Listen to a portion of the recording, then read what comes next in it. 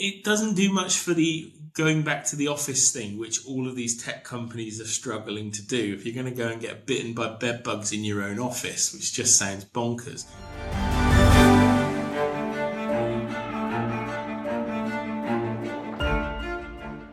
Will Guy, tech journalist, thank you so much for joining the Tech Report today. Pleasure. You've had a busy week because there has so much been going on with this Amazon Web Services debacle. AWS, for anyone listening, probably knows it more as, which is, of course, the cloud computing program for Amazon. They had a major global outage yesterday on Monday that knocked out or degraded around 1,000 companies. So these are huge companies, Will. These were, Zoom, Netflix, Airbnb, just to name a few who were impacted. Can you walk me through how something like this happens, but also who really suffered the most? Yeah, it's been a huge story, and it started off as a, oh God, the internet isn't working. And then it became a, oh God, why does the internet keep breaking down story? So it's one of these things that's continued. And essentially, Amazon Web Services, for those who don't know, is the company's service which provides web space and cloud hosting for other businesses. Essentially, it became a business in its own right when Amazon needed to work out how to create a massive global retail network online. And then they sort of took those servers and systems and made them available to other people. So thousands, hundreds of thousands of businesses now rent server space from Amazon. They run, their AI models on Amazon cloud servers. They do all sorts of things across, apps and websites. That's why we saw so many services fall over yesterday. And you get to a situation when you have an outage like this, that firstly, everybody's like, why are so many people using Amazon? And then when you start explaining the economics and the fact that you can get server space for a fraction of the cost of owning your own servers and your own infrastructure, that's why so many businesses have gone down this route. But when you start shrinking the internet down to, a handful of huge providers, because there's Amazon, there's Google, there's Microsoft Azure, and there's one or two other players in this kind of major cloud server space. When one of them has a problem, you start seeing huge chunks of the internet being broken. So it was a big deal, and it was making a lot of people's lives a bit difficult yesterday. Will, did they cop a lot of flack for the outage? Yeah, they definitely have copped a lot of flack. And one of the most popular memes that's been going around the last couple of days, because the logo is AWS, which uses the Amazon logo, and somebody had changed it to AWK, as in awk, as in awkward. So that's been kind of passed around. But basically, what happened here was one of their huge data centers in the US was suddenly, for some reason or another, and I reckon it was a software glitch, not a hack or anything sinister, they were doing some routine maintenance, was suddenly unable to access what's called the domain name system on the internet. So it's like somebody ripped up the old school phone book, and these servers couldn't find the numbers that sit behind web addresses, and that meant everything sort of quickly ground to a halt. Everything from HMRC, the tax people here in the UK, through to the kind of global video games Fortnite and Roblox. So kind of also shows you, gives you a very quick check on who is a client of Amazon Web Services as well. It was kind of a domino effect, and it really, I guess, enlightened everyone's eyes to who uses AWS, and it's some of the biggest companies in the world. But Will, unsurprisingly, we saw Elon Musk mocking Amazon by writing on X that X works. He always likes to bring it back to the fact that his companies are working, and then he ended up promoting his X chat feature, writing the messages are fully encrypted and with no advertising hooks or strange AWS dependencies, such that I can't read your message even if someone put a gun to my head. So I guess your reaction to Elon Musk mocking Amazon for this? Well, firstly, it's probably not long till he actually does do a video with somebody pointing a gun to his head to prove the point that you can't hack encryption on his messaging service. But I'm going to go back and say, of course, Elon Musk will do this, because people have, I very nearly swore then, taken the mickey of Elon Musk when his services have fallen over. Because let's not forget that since Elon took over X, there was an awful amount of outage in the early days when he stripped the company of engineers and wasn't entirely sure how the whole system worked. So that has had its own fair share of outages. But on the opposite side of that, to give Elon Musk a little bit of slack, he was promoting, this new messaging service. it's strange that Signal, a hugely popular encrypted messaging network, which is used hugely across Europe and in other areas too, seems to be dependent on Amazon Web Services when it talks proudly on its own website about having its own independent and secure servers.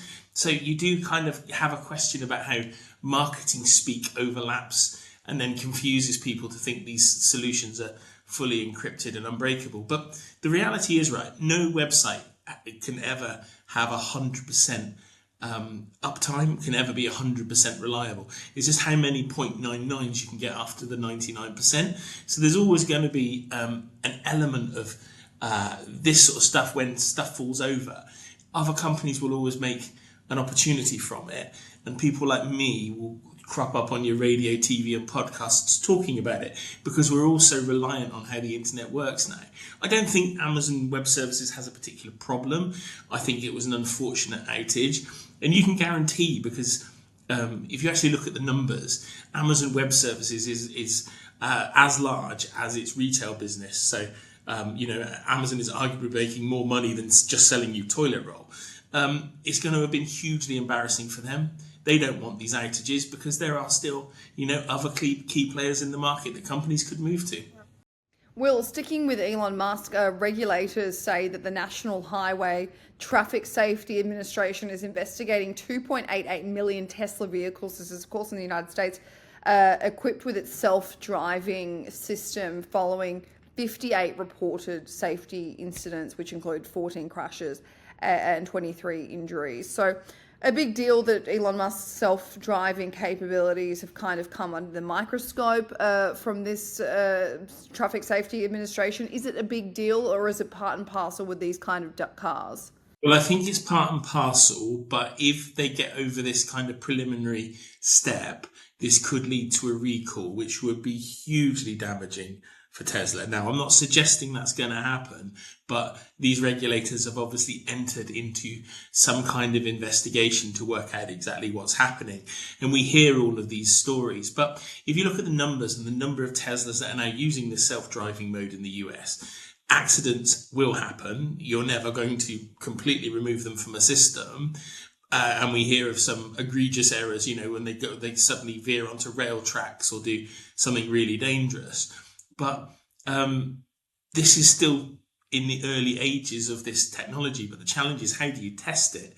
And the only way you test it is get it out on the road for real road hours. So it's going to be interesting to see whether Elon Musk has rushed this to the market too quickly, or because he's been teasing it now for years before it's come to market and availability, whether it's been he's rushed it too quickly because expectation is high, he needs to keep investors happy, or whether this is the right time to release it. But every time you sort of look at Elon Musk and you think to yourself, actually, I think he's in the right here, they've launched a new version of this self-driving software which intentionally ignores speed limits. So you can actually opt into ignoring speed limits, which any kind of road safety expert or somebody thinking, Elon Musk is taking this completely seriously. And the idea of this stuff is to manage out these problems, is to make the computer the arbiter of safety on the road and kind of start sneaking out human error. But if you're going to make the systems break their own rules before everybody else has adopted self-driving systems, it's going to be really interesting to see what happens there. And it will also be interesting to see if the regulator takes quite a dim view of that, because road safety is one of the things that so many people think comes with these kind of self-driving systems. Kind of changing course, Will. This is, I find, such a hilarious story that's broken on wide. They're reporting that Google has had a bedbug infestation in its New York City offices. I think they're in Chelsea. The quote is that employees at the company's Chelsea campus were told to stay home after exterminators found credible evidence of an infestation. I read this thinking it was a joke, but it is real. I'll read some of the article out for our viewers and listeners. It says, the company advised employees to submit a report if you experience symptoms you believe are linked to possible bedbug exposure. Additionally, if you suspect you've seen a bedbug on site, employees were told to report the sighting to the facilities team. Employees were also told to contact professional exterminators if they found bed bugs in their homes. is Yeah. crazy. Right. It doesn't do much for the going back to the office thing, which all of these tech companies are struggling to do. If you're going to go and get bitten by bed bugs in your own office, which just sounds bonkers. But going back 10, 15 years to when I was working for Facebook, they introduced these sleep pods in the office, mostly as a stunt, but engineers would often use them. But if you went over and looked at those things and looked at how clean and hygienic they were, you often questioned who on earth was getting in them and using them. So you find yourself in a position here by saying this is hugely embarrassing for Google, and probably one of the challenges of being in a densely populated city rather than a problem exclusively for tech companies or for Google, but hugely embarrassing. And yeah, I just when you told me we were first talking about that story, it just sent my skin crawling. It's just one of those horrendous things. Reminds me of and it reminds me of going to sick bay when you're at school, and and the beds were just absolutely disgusting because there'd Yeah. be all these sick kids in it, and they would obviously clean it maybe once a day. But Will, just a final story: SpaceX, they notched a big milestone at the launch of their Falcon 9 rocket on Sunday. The Falcon 9 said carried 28 of SpaceX Starlink broadband satellites and lifted off from Florida, and it was a bit of a record-breaking mission. It was their 31st mission. Yeah, and I think this is for everybody who thinks I dislike Elon Musk and criticize him massively.